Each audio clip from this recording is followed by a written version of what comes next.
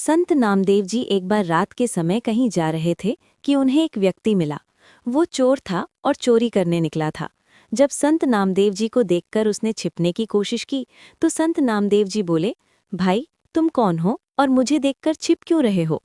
उस चोर ने संत नामदेव जी को पहचानकर उन्हें प्रणाम किया और बोला, महाराज मैं चोर हूँ और चोरी करने जा रहा हूँ। संत नामदेव जी ने कहा, भाई ये धंधा छोड़ दो और कोई ऐसा काम धंधा करो जिससे तुम्हें किसी को देखकर भय न लगे और छिपना न पड़े। चोर ने कहा, महाराज मेरे पिता भी यही काम करते थे और मैं भी केवल यही काम जानता हूँ। इसके अतिरिक्त दूसरा कोई काम मैं जानता नहीं। फिर मैं पढ़ा लिखा भी नहीं हूँ और ना ही मेरे पास इतना धन है कि व्यापार आदि कर सकूं। यदि मैं ये धंधा छोड़ दूं तो फिर परिवार का पालन पोषण कैसे करूंगा। उसका ये उत्तर सुनकर संत नामदेव जी कुछ पल तो मौन रहे, फिर बोले, अच्छा भाई तुम ये धंधा बेशक करो, परंतु हमारी एक बात मान लो। चोर ने कहा, आज्ञा कीजिए। संत नामदेव जी ने कहा, पहले वादा करो कि तुम हमारी बात मानोगे। चोर के वादा करने पर संत नामदेव जी बोले, आज से तुम किसी भी परिस्थिति में झूठ मत बोलना, सदा सच बोलना, तुम्हारा कल्याण होगा। ये कहकर संत नामदेव जी तो अपने रास्ते चल दिए। इधर चोर सोचने लगा कि झूठ नहीं बोलूंगा तो काम कैसे चलेगा, पर अब तो संत नामदेव जी से वादा किया है, अतः कुछ भी हो जाए अपना वादा नहीं तोड़ूंगा। ये सोचकर चोर भी चोरी के इरादे से एक ओर चल दिया। कुछ दूर जाने पर उसे एक और व्यक्ति नजर आया। वो वास्तव में वहां का राजा था जो भेष बदलकर नगर का भ्रमण कर रहा था। उसने भी चोर को देख लिया। राजा ने उस चोर से धीरे से पूछा, तुम कौन हो और इस समय कहाँ जा रहे हो। चोर मन ही मन विचार करने लगा कि झूठ तो मुझे बोलना नहीं है, इसलिए सच सच बता देता हूँ, जो होगा देखा जाएगा।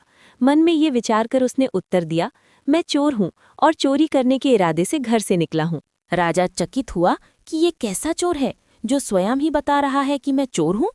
उसने आश्चर्य प्रकट करते हुए कहा, क्यों हंसी करते हो, तुम अवश्य ही कोई सैनिक अथवा गुप्तचर मालूम होते हो।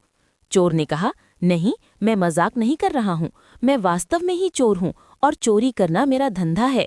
राजा ने कहा, भाई चोर तो मैं भी हूँ, परंतु अभी नया नया ही ये धंधा शुरू किया है। अच्छा हुआ तुम मिल गए, आज दोनों मिलकर चोरी करते हैं। यदि तुम्हारा ख्याल हो तो राजमहल में चोरी करें। चोर बोला, पागल हो गए हो, राजमहल में कैसे घुसेंगे। राजा ने कहा, घबराओ नहीं, मेरी बात ध्यान से सुनो। मैं पहले राजमहल में नौकर था, परंतु राजा ने किसी बात पर रुष्ट होकर मुझे नौकरी से निकाल दिया।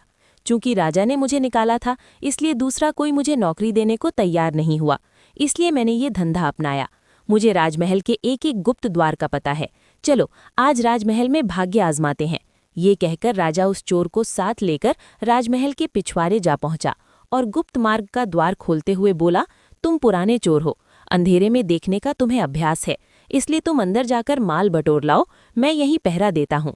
चोर ने कहा, इतने बड़े महल में मुझे कैसे मालूम होगा कि माल कहाँ रखा है। राजा ने उसे खजाने का रास्ता और वहां तक पहुंचने की सब युक्ति समझा दी। चोर अंदर घुसा और खजाने के द्वार पर जा पहुंचा। वहां दीवार पर एक चरखी लगी हुई थी, उसे घुमाते ही द्वार खुल गया। चोर ने देखा वहां अनेकों बड़े बड़े मजबूत बक्से रखे हैं जिनमें बड़े बड़े ताले लगे हुए हैं। उसने चाबियों का गुच्छा तथा कुछ दूसरे औजार निकाले और एक बक्से का ताला खोलने की कोशिश की, परंतु उसकी सब कोशिश असफल हुई। उसने ये सोचकर कमरे में दृष्टि दौड़ाई कि शायद कोई लोहे की सलाख वगैरह मिल जाए। तभी उसकी निगाह एक बक्से पर पड़ गई जो आकार में छोटा था और एक बड़े बक्से के ऊपर रखा हुआ था। उसने उसका ताला खोलने की कोशिश की। थोड़े ही प्रयत्न से ताला खुल गया। उसने ढक्कन उठाकर देखा तो उसमें एक छोटी संदूकची के अतिरिक्त और कुछ न था। उसने संदूकची बाहर निकाली। जैसे ही ढक्कन खोला, उसकी आंखें चमक उठीं। उसमें 3 बहुमूल्य हीरे रखे हुए थे। उसने वे तीनों हीरे उठाए और वहां से चलने लगा।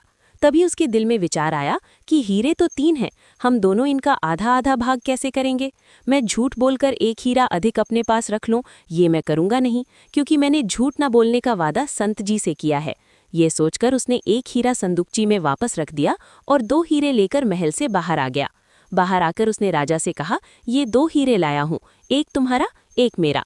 ये कहकर उसने एक हीरा राजा को थमाया और दोनों अपने अपने रास्ते चले गए।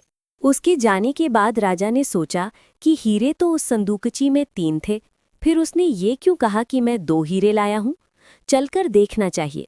ये सोचकर राजा वहां गया तो क्या देखता है कि एक हीरा संदूकची में ही रखा हुआ है।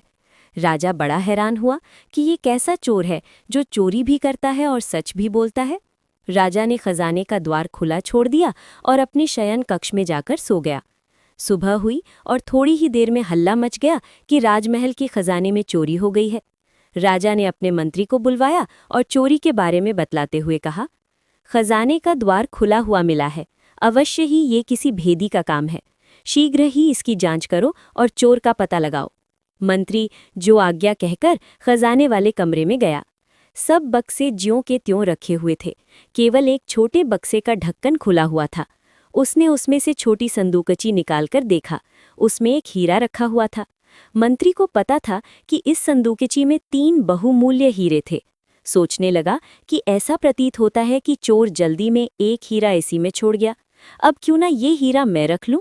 चोरी तो हुई ही है, चोर जब पकड़ा जाएगा तो वो लाख कहता रहे कि मैंने 2 हीरे चुराए थे, उसकी कौन मानेगा।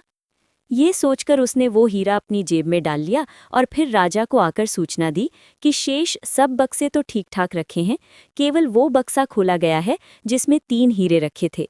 वे तीनों हीरे चोर ले गया है। मंत्री की ये बात सुनकर राजा मुस्कुरा दिया। तत्पश्चात उसने मंत्री को शीघ्र ही चोर को तलाश करने का आदेश दिया। तलाश शुरू हुई और खोजियों द्वारा शीघ्र ही चोर को पकड़ लिया गया और राज दरबार में पेश किया गया। राजा ने चोर से पूछा, क्या रात को तुम्ही ने राजमहल में घुसकर चोरी की है? चोर ने हाथ जोड़कर कहा, जी हाँ राजा साहब, चोरी तो मैंने ही की है और मैं इसका दंड भुगतने को भी तैयार हूँ, परंतु मेरे साथ एक अन्य चोर भी इसमें शामिल था। मंत्री ने पूछा, वो कौन है, उसका नाम बताओ। चोर ने उत्तर दिया, मैं उसका नाम नहीं जानता और नहीं ये जानता हूं कि वो कहाँ रहता है। रात को पहली बार ही उससे मेरी मुलाकात हुई थी और उसी ने गुप्त द्वार से खजाने तक पहुंचने का मुझे रास्ता भी बतलाया था। मंत्री कहने लगा, वाह क्या कहानी गढ़ी है, उसका नाम पता शीघ्र ही बता दो वरना खाल खिंचवा दी जाएगी। चोर ने कहा, आप जो सलूक चाहे मेरे साथ करें, परंतु मैं सच कहता हूं कि मुझे उसका नाम पता नहीं मालूम। मैं रात की सारी घटना आप लोगों को सुनाता हूं। ये कहकर उसने रात की सारी घटना ज्यों की त्यों वर्णन कर दी और वो हीरा जो उसके पास था निकालकर राजा के आगे रख दिया। सुनकर मंत्री क्रोध से भड़क उठा, तुम चोर हो, तुम्हारी बातों पर विश्वास नहीं किया जा सकता। तुम कहते हो कि तुमने 2 हीरे चुराए थे और उनमें से एक अपने साथी को दिया था, परंतु चोरी तो तीनों हीरे हुए हैं, फिर तीसरा हीरा कहाँ गया? चोर के कुछ कहने से पहले ही राजा बोल पड़ा, मंत्री जी, ये चोर ठीक कह रहा है, हीरे 2 ही चोरी हुए थे और इसने उनमें से एक हीरा अपने साथी को दिया था और एक स्वयं रखा था। और इसका सबूत ये है कि रात को इसका साथी मैं ही था। मैं रात को भेस बदलकर जब नगर में घूम रहा था तब इससे मेरी मुलाकात हुई थी और जो हीरा इसने मुझे दिया था वो ये रहा। ये कहकर राजा ने जेब से हीरा निकालकर सामने रख दिया। दरबार में सन्नाटा छा गया। राजा कुछ देर मौन रहा, फिर बोला, जब ये मेरा हिस्सा मुझे देकर चला गया तो मैंने खजाने में आकर इसकी जांच की कि ये झूठ बोल गया है कि सच, और मुझे वहां पहुंचकर और ये देखकर बड़ी हैरानी हुई कि तीसरा हीरा संदूकची में ही था। मंत्री जी, वो हीरा आप अपनी जेब में से निकालिए। राजा के ये कहते ही सबकी नजरें मंत्री की ओर घूम गई, जो अब भय के मारे थर थर कांप रहा था। राजा के आदेश से हीरा उसके पास से बरामद कर लिया गया और चोरी के अपराध में उसे कारागार में डाल दिया गया।